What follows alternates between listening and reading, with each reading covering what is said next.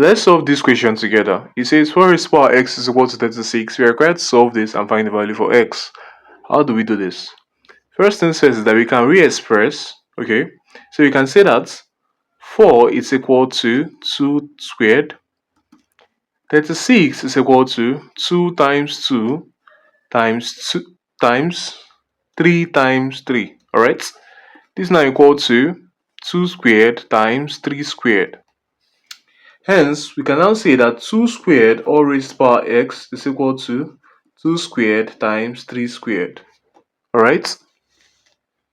Moving on from here, we can say that when you have this, you multiply the power. So we have 2 raised to power 2x is equal to 2 squared times 3 squared.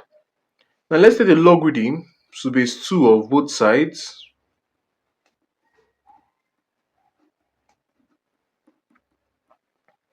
So from here we would have a logarithm of a number to its own base and then raised to power 2x. Use this power to multiply the log. So we have 2x times logarithm of 2 to base 2 to be equal to, for this place you split up and put plus. So we have logarithm in base 2 of 2 squared plus logarithm in base 2 of 3 squared. From here, we say logarithm of a number to its own base is 1. So we have 2x times 1, which is 2x, to be equal to, again, we have 2 multiplying the log, and logarithm of a number to its own base is 1. So 2 times 1 is 2, plus 2 times logarithm of 3 in base 2.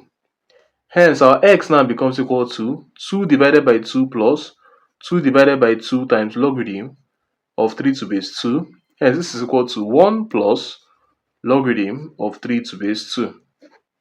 And this becomes the final answer to this question. Thanks for watching. I'll see you guys in my next video.